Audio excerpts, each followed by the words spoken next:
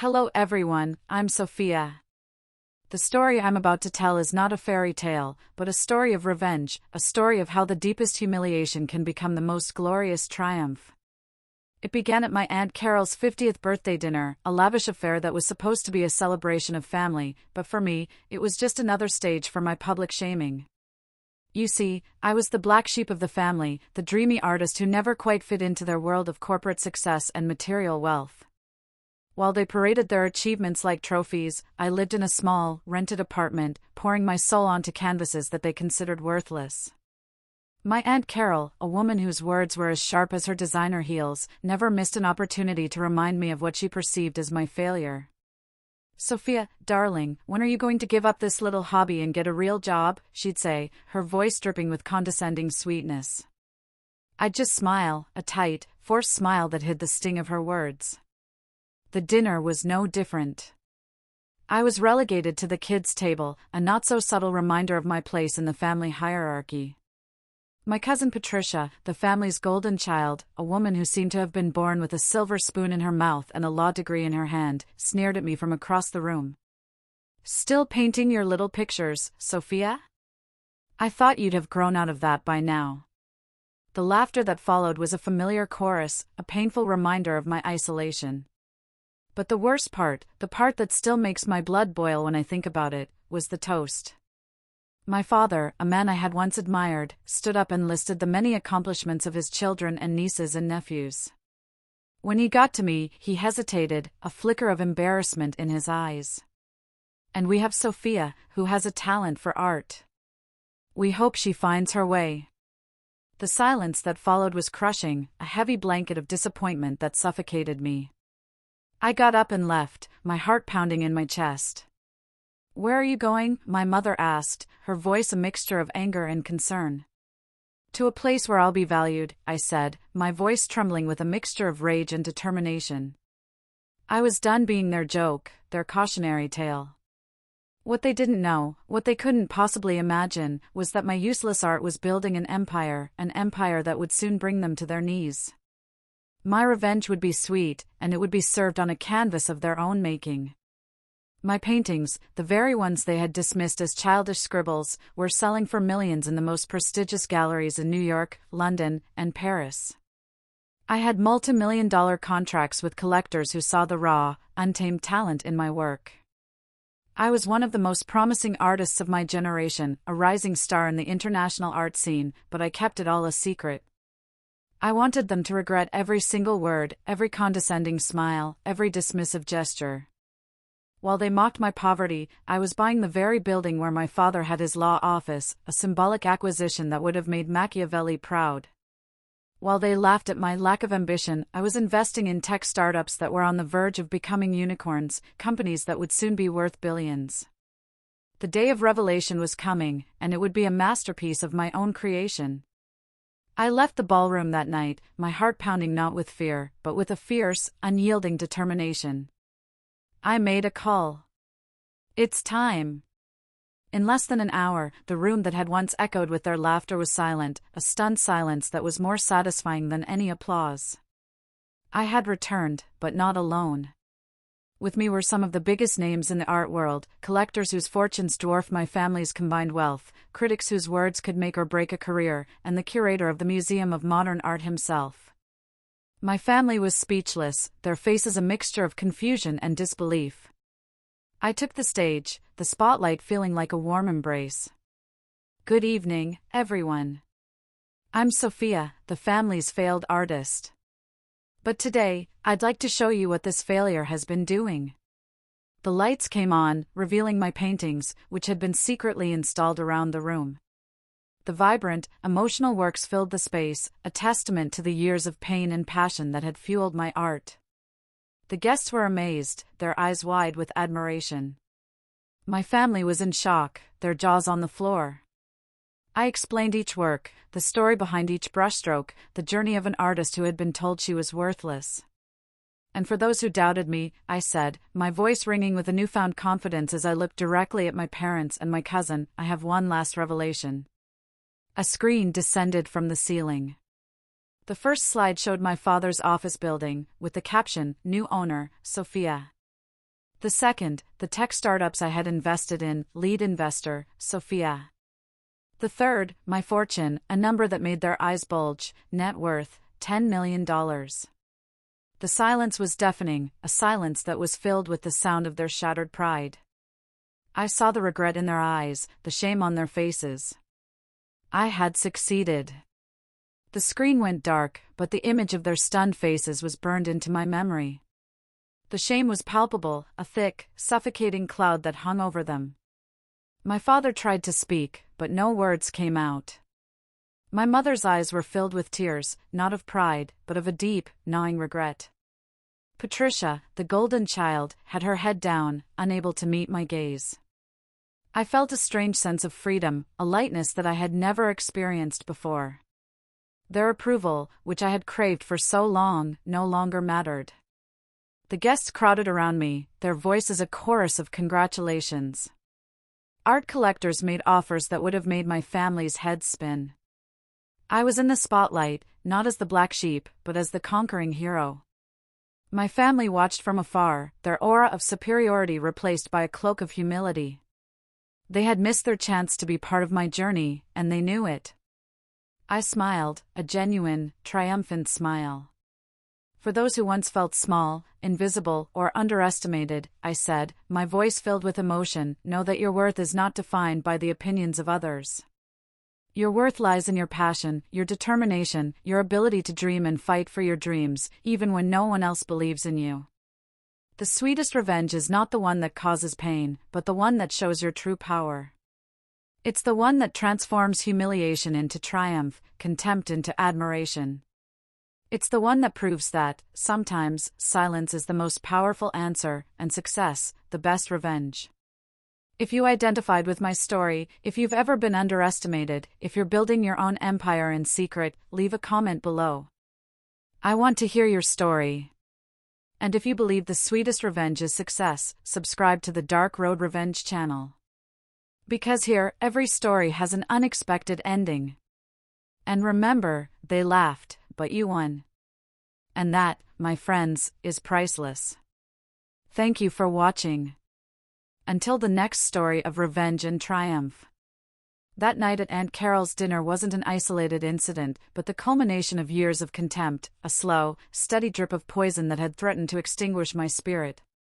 Since childhood, I was the different one, the quiet observer who preferred the company of her sketchbook to the boisterous games of her cousins.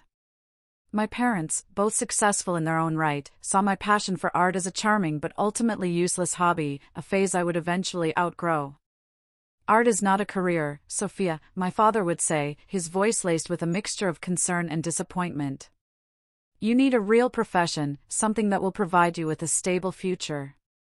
I remember one Christmas, I must have been about 10 years old. I had spent weeks meticulously crafting a clay nativity scene, each figure a testament to my burgeoning talent. I presented it to the family with a heart full of pride, my eyes shining with anticipation.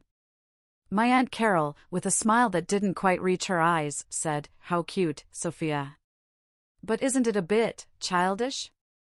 My father, instead of defending me, just laughed, a sound that echoed in my ears for years to come. That day, a seed of rebellion was planted in my heart, a tiny, defiant sprout that would one day grow into a mighty tree. I realized then that my worth, in their eyes, was tied to my ability to conform, to follow the well-trodden path they had laid out for me. I refused. I used their contempt as fuel, their laughter as a catalyst. My canvases became my battlefield, my brushes my weapons. While they saw me as the black sheep, a lost cause, I saw myself as the phoenix, a mythical creature rising from the ashes of their disapproval, stronger and more determined than ever. Revenge, for me, wasn't just about money or status, it was about validation, about proving to myself, and to them, that my passion had value, that my art had power. The night of Aunt Carol's dinner was the turning point, the moment when the smoldering embers of my resentment burst into a blazing fire. My ascent wasn't a stroke of luck, but a meticulously crafted plan, a symphony of ambition and determination.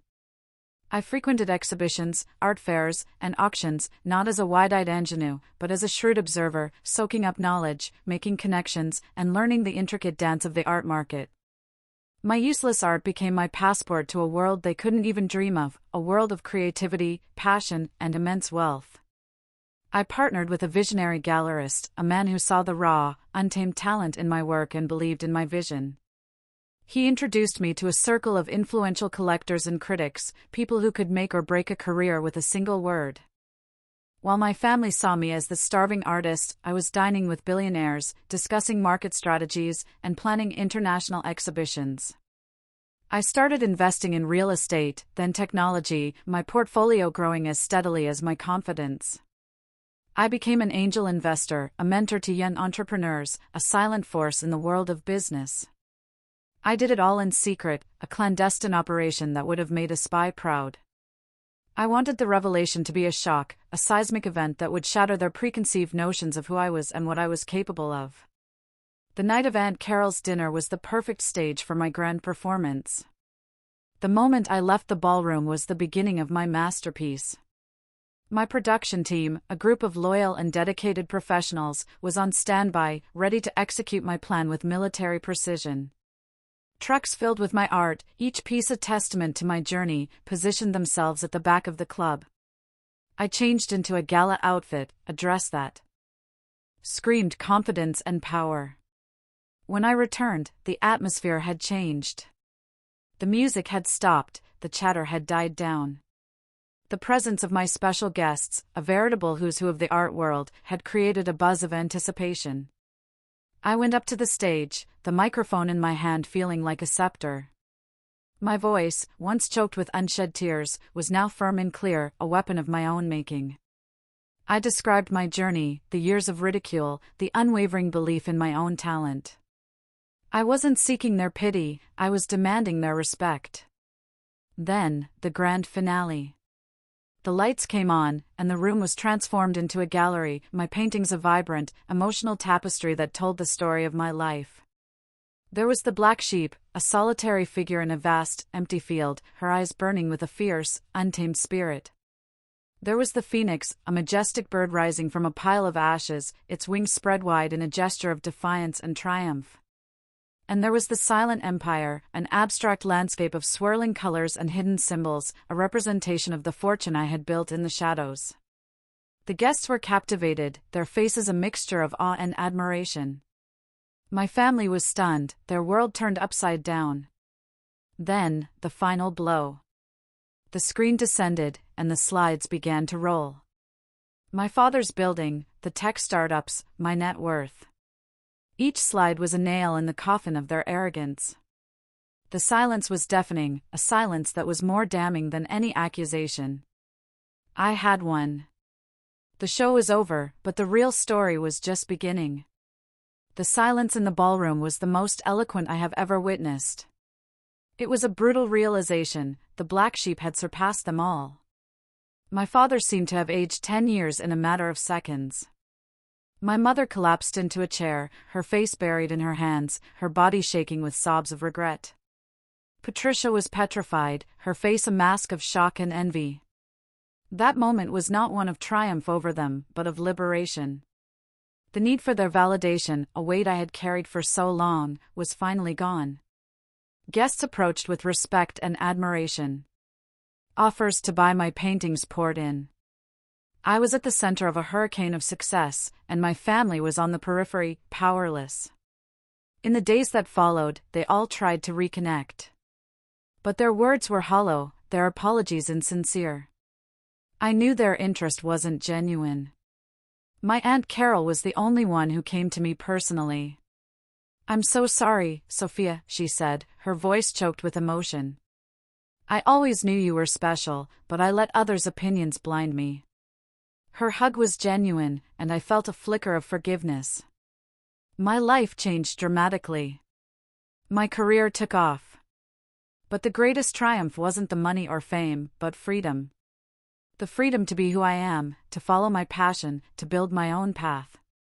And that's the message I want to leave for you. If you feel underestimated, don't give up. Use contempt as fuel, pain as inspiration. Believe in yourself, even when no one else believes. Because the sweetest revenge is not the one that causes pain, but the one that shows your true power. It's the one that transforms humiliation into triumph, contempt into admiration. It's the one that proves that, sometimes, silence is the most powerful answer, and success, the best revenge. And remember, they laughed, but you won. And that, my friends, is priceless. My story became a global phenomenon. The video of the dinner went viral. I became a symbol of overcoming. I received messages from people all over the world. My art gallery became a pilgrimage site. I organized lectures and workshops, sharing my experiences. I used my platform to advocate for the importance of art, creativity, and innovation.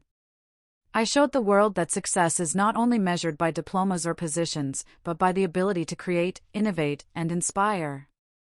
My family had to deal with the consequences of their actions. My father's law firm's reputation was damaged, and my cousin Patricia's company lost important contracts. They became an example of what not to do, of what happens when contempt and arrogance blind people to the true value of others. I didn't take pleasure in their suffering, but satisfaction in knowing that justice had been served.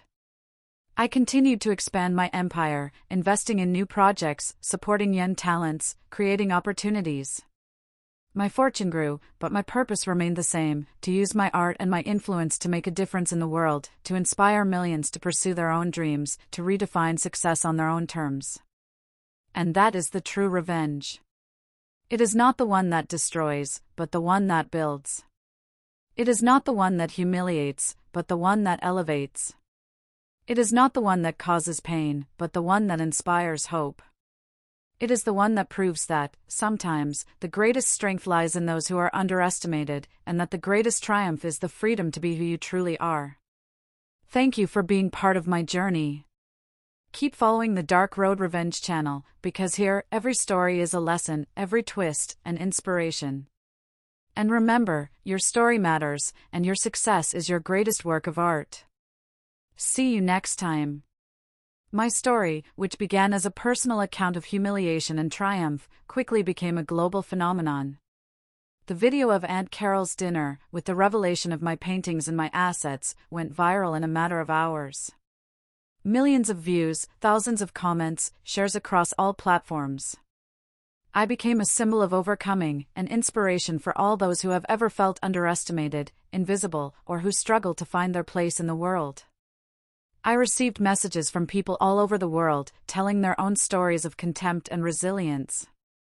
Artists who had given up on their passions, entrepreneurs who had been discredited, young people who struggled to find their place in the world. My story resonated with them, gave them hope, showed them that it's possible to transform pain into power, failure into success. My art gallery became a pilgrimage site, with lines of people eager to see my paintings and hear my story.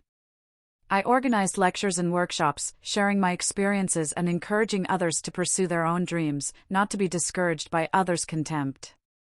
I used my platform to advocate for the importance of art, creativity, and innovation. I showed the world that success is not only measured by diplomas or positions, but by the ability to create, innovate, and inspire. My family, in turn, had to deal with the consequences of their actions. My father's law firm's reputation was damaged, and my cousin Patricia's company lost important contracts.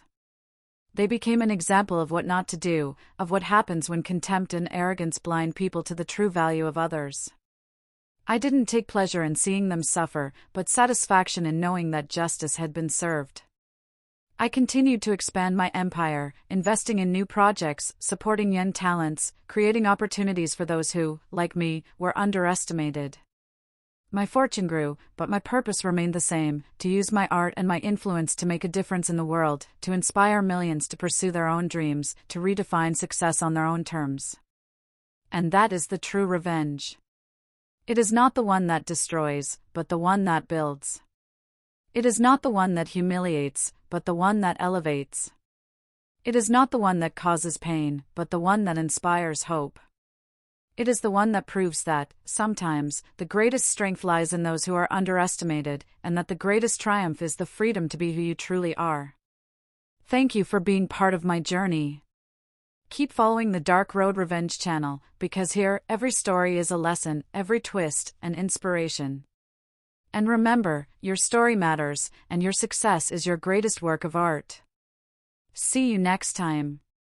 This journey, from the scorned artist to the triumphant entrepreneur, has been a testament to the power of self-belief and the relentless pursuit of one's true calling.